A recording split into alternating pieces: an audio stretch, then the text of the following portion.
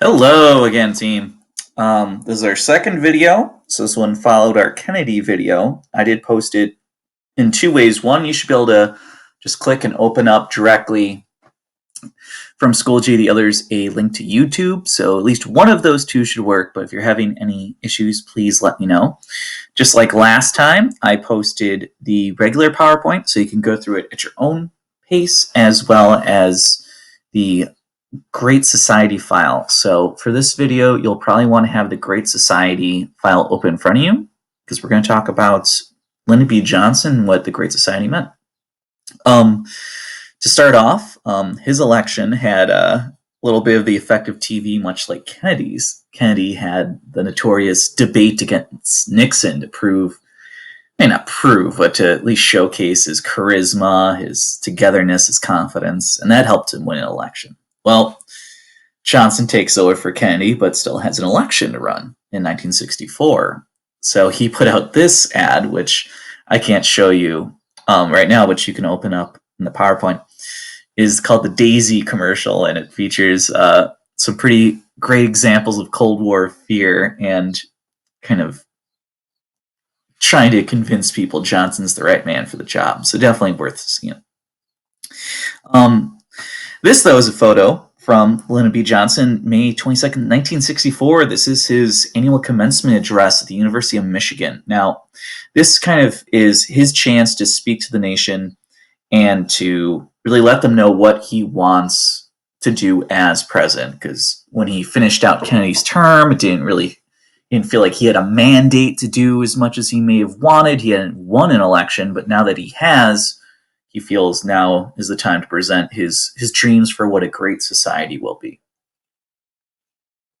So that being said, if you want to follow along with the Johnson doc, I'm going to read through it with you and kind of try and get a better understanding of what this looks like. So as you see in the document, I have a few sections followed by a few questions. So let's look at it together. Here's Johnson's words. I have come today from the turmoil of your capital to the tranquility of your campus to speak about the future of your country. The purpose of protecting the life of our nation and preserving the liberty of our citizens is to pursue the happiness of our people. Our success in that pursuit is the test of our success as a nation. My first question for you was, well, Johnson mentions turmoil, like trouble, right? Hard times. And what could be causing that? Well, all sorts of things, right? It's 1964. That means Kennedy was just assassinated. It's also the middle of the Cold War. So all sorts, maybe domestic, foreign turmoil or tension you could be referring to. But next he kind of does a little bit of a history lesson, all right? So in this next chunk, let's try and listen for maybe some elements of our class he could be making a reference to. For a century, we labored to settle and subdue a continent. For half a century, we called upon unbounded invention and untiring industry to create an order of plenty for all of our people.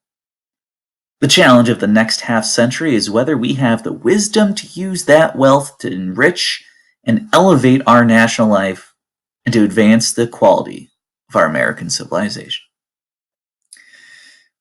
The phrases that jumped out to me as far as historical references starts, we labored and settled to subdue a continent, maybe manifest destiny, possibly, correct? Or unbounded invention, untiring industry, maybe consumer of the 50s, maybe industrial revolution.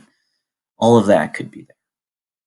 But now that he's kind of talked about where he came from, talked about the nation's history, now he's trying to get to what he wants. So in this next part, let's figure out what he wants, what he's calling for. Your imagination, your initiative, and your indignation will determine whether we build a society where progress is the servant of our needs, or a society where old values and new visions are buried under unbridled growth. For in your time, we have the opportunity to move not only toward the rich society and the powerful society, but upward to the great society. The Great Society rests on an abundance and liberty for all. It demands an end to poverty and racial injustice, to which we are totally committed in our time. But that is just the beginning. Oh. So, I mean, clearly he's talking first of growth, right? But that's open-ended. Growth in what way, what form? But then he does get pretty detailed, right? He talks about an end to poverty, racial injustice. So those are very clear goals, right?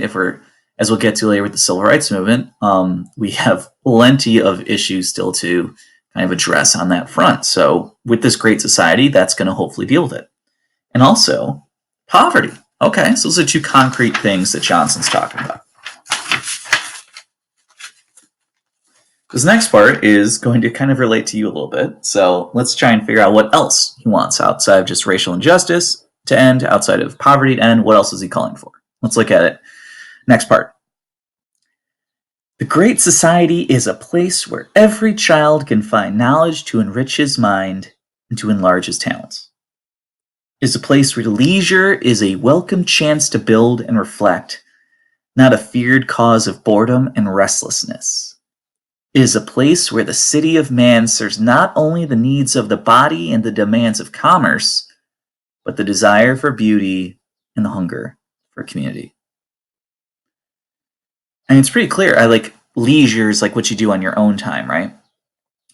And he's building up a society, hopefully a great society, where education, knowledge, that is what fills our leisure time, the promotion of student thought, student growth, and that will lead to a better nation. Now, up next, he's being very particular again. He wants to preserve something. If all this has so far been about growth and about change, what does he want to retain? So let's try and find out. It is a place where a man can renew contact with nature. It is a place which honors creation for its own sake and for what it adds to the understanding of the race. It is a place where men are more concerned with the quality of their goals than the quantity of their goods. Ah, okay. Well, I'm going to leave that one for you, because he mentions nature, wants to preserve it, but who else? What other presidents? Think back to maybe the Progressive era if you need a hint. But lastly, let's get to kind of his thesis. What's the way this all rounds out? But most of all, the Great Society is not a safe harbor, a resting place, a final objective, a finished work. It is a challenge constantly renewed, beckoning us toward a destiny where the meaning of our lives matches the marvelous products of our labor. I think it's such a great phrase. It's a difficult thing he's saying. He's not saying that our work will be done one day, that this great society has a finish line. We will achieve it, and we will pat ourselves on the back. He's actually trying to sell an idea to the American people that our betterment has to always, always have the work put in, which is true. I mean, think of it in any context. If you're trying to get in really good shape, you don't work out for a year and now you're in good shape the rest of your life. It's something you have to continue to work at. So even these ideas of, very particular needs, ending racial injustice, poverty, expand education, preserving the environment, those are very clear goals. And while we might not ever fully achieve them, doesn't mean we don't work towards them. Now, as much as this is a very good speech, it outlines what he wants to do, what are some details to it? Now, when you have the Great Society document open, you'll see there's a few boxes at the bottom, elements of the Great Society. So let's try and figure out, how will this actually look? Like, how does government factor in to make this happen? So the first is Social Security, government monetary assistance. This should not be a new topic for us. We definitely saw this with FDR, right? The New Deal programs. We talked about how it's still around today. Those of you with jobs, check your paycheck. You'll see that Social Security is taken out automatically to help people in need. So based on our speech here, what do you think Johnson's going to do with Social Security? Is he going to leave it the same? Is he going to improve it? Is he going to gut it? Well, hopefully That's right, it's going to go up. If we're trying to ensure a better nation, we probably want to expand protections for the people of that nation. So yeah, Social Security actually gets more entrenched and goes up during the Great Society. Now, he doesn't just kind of give it more money, but he also adds a few programs to it. The first one being Medicare. Um, Medicare is intended to help, I don't want to say elderly, but 65 and older with medical insurance, trying to keep it cost prohibitive. And if you hear Medicare for All as a kind of campaign call in this year's election, they're talking about expanding Medicare not simply to just those 65 and older, but to all people. We also see Medicaid, which is more for those not necessarily by an age group that may have been laid off or have difficulty affording things, to extend coverage to them as well. So one way to kind of keep them straight in your head, Medicare is to take care of older folks, and Medicaid is to give aid or assistance to those who need it.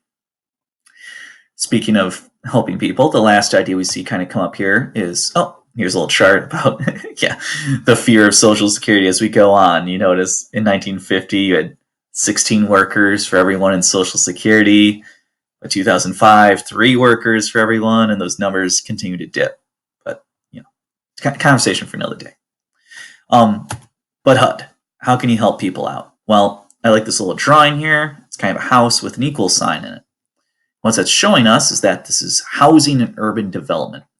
It's basically connecting to that idea of ending racial injustice, as he said. So it's trying to make sure that discrimination in sale, rental, houses, anything of the sort can't be denied based on your race, color, religion, how you look, where you're from, anything like that. When we talked about the 50s, the rise of suburbs, kind of a dark undercurrent to that was a lot of it was enforced segregation. Entire communities could be popped up that would be blocked off, that would not be allowed to have certain people move in. And HUD is a government agency that's designed to try and prevent those kinds of practices. As we'll see when we get to the civil rights movement, will this be fully functional? Will it work right away? No, but we start to see at least some kind of legal groundwork created in the Great Society, Johnson's years, that are trying to promote a more equal America. So that's our first conversation we'll have about Johnson. Tomorrow we'll be talking more about what's called the Warren Court and some of the court cases that start to promote this idea of a great society. Talk to you then.